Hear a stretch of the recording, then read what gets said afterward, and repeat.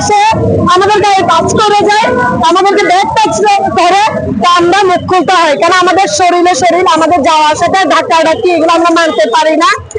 এগুলো 5টা বছর মানে অনেক বছর হচ্ছে, কিন্তু 5টা বছর আমি এগুলোর বিরুদ্ধে প্রতিরোধ করাতে মাদকের জন্য আমরা পলাতক ছিলাম, কিন্তু কেউ একটা নেই।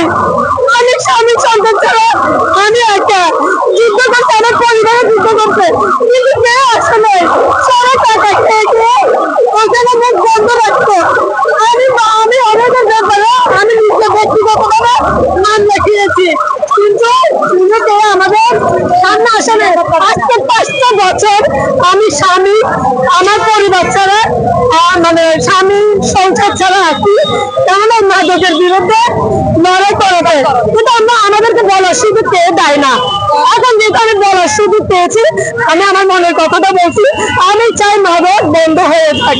আমি বিএনপিকে ভালোবেসে আমি এসে প্রত্যেক মানুষকে সম্মান করে শ্রদ্ধা করি। প্রত্যেকের মানে আমরা কমিটির মানুষদেরকে জানাই, ওরা ভয়ে মুখ খুলে না। অনেক মুরব্বী ভয়ে মুখ খুলে না, তাদের সন্তান আছে, তাদের সন্তানের উপরে অ্যাটাক হবে বা ওদের উপর ঝুঁকি হবে, যার কারণে ওরা মুখ খুলে না। এখন থেকে ইনফরমেশন যাচ্ছে, থানা দেখা যাচ্ছে এবং সম্পূর্ণ তথ্য যাচ্ছে।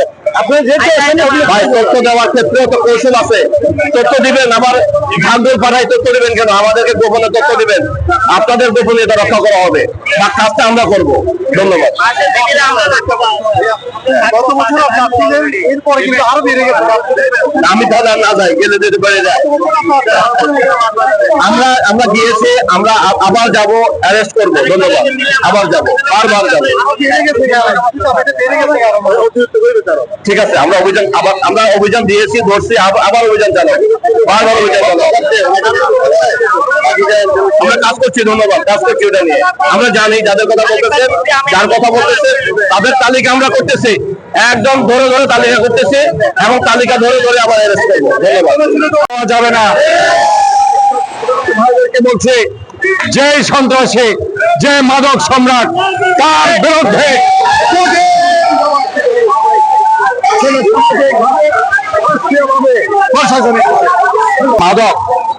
মাদকের মাধ্যমে, মাদকের করাল গ্রাসে আমাদের যুব সমাজ ধ্বংসের দিকে ধাবিত হচ্ছে। আমাদের এখনই সময় আসছে মাদকের বিরুদ্ধে জোরালো ভাবে প্রতিবাদ করা, এবং যারা মাদক ব্যবসায়ী আছে, যারা মাদক সেবনকারী আছে, তাদের বিরুদ্ধে একযোগে সুশীল সমাজ, যুব সমাজ, ছাত্র সমাজ, এলাকার সবাই মিলে এই মাদকের বিরুদ্ধে একত্রে কাঁধে কাঁধ মিলিয়ে তাদের বিরুদ্ধে প্রতিরোধ করতে হতো। As a officer in charge, Bangladesh police বাহিনীর একজন সদস্য হিসাবে আমি এই এলাকায় যারা চুরি, ডাকাতি, ছিনতাই, মাদক ব্যবসায়ী যারা করে, যারা মাদক সেবন করে এবং যারা চাঁদাবাজ আছে, তাদের বিরুদ্ধে জিরো টলারেন্স ঘোষণা করছে। Zero tolerance. মানববন্ধন হয়েছে, কিন্তু সুফল এলাকাবাসী পায় নাই। কারণ হচ্ছে যে কেউ নাম বলতে চায় না, যে যারা ব্যবসা করে সেটা কিন্তু চিহ্নিত।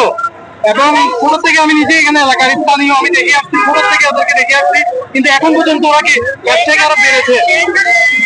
একটাই কারণ, সেটা হলো প্রশাসন ওদেরকে ফুললি সাপোর্ট দিয়ে আসতেছে। প্রশাসন যদি সাপোর্ট না দিত, ওরা এত সাহসী ভূমিকা থাকতো না। আপনি কি মনে করেন ওরা অনেক সংঘবদ্ধ, সুসংগঠিত? ওরা যেহেতু খারাপ কাজ করে, খারাপ লোকগুলো সংগঠিত থাকে, তাহলে ভালো মানুষরা সবসময় আগে আসে না, দেখে চলে যায়। আজকে ভাবে যে নাম বললে আমাদের আক্রমণ করবে, আমার বাড়ি ঘরে আক্রমণ করবে, প্রশাসনে কি একটা মামলা দিবে। বিশেষ করে যারা প্রতিবাদ করে তাদের বিরুদ্ধে কি মামলা করতেছে। আজকে আমি শুধু বলবো, প্রশাসন যদি উদ্যোগ নেয়, একদিনের মধ্যে মাদক মুক্ত লালখান বাজার হবে। মাদকে আজকে লালখান বাজারে ভয়াবহ অবস্থা, বিশেষ করে মতিঝর্ণা থেকে স্টার্ট করে পোড়াকলাই পর্যন্ত ওখানে মাদক বিক্রি হচ্ছে।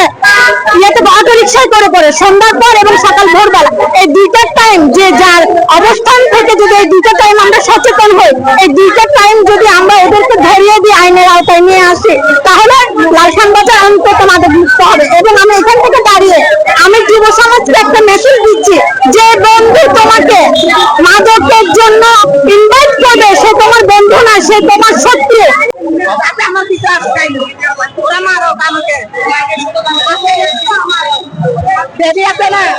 বিক্রি করে বুঝছেন?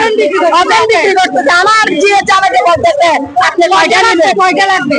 রাস্তাতে আসতে চাকরি পেতে বলে কি কয়টা লাগবে? এরকম যদি আমাদের মেহমান আসে, আমার জিএ জামাইকে বলছে আরো 210 জনকে বলছে আমাদের কি মানসম্মান থাকতেছে? আমরা এই এলাকায় বসবাস করতেছি না, এই এলাকা আমরা থাকতেছি না, এই এলাকা আমাদের জন্ম না, আমরা থেকে জন্মস্থান। কি কারণে ওরা এরকম করতেছে? আমরা এখন এলাকাবাসী সবাই এলাকা ছাড়ে চলে যেতে হচ্ছে ওদের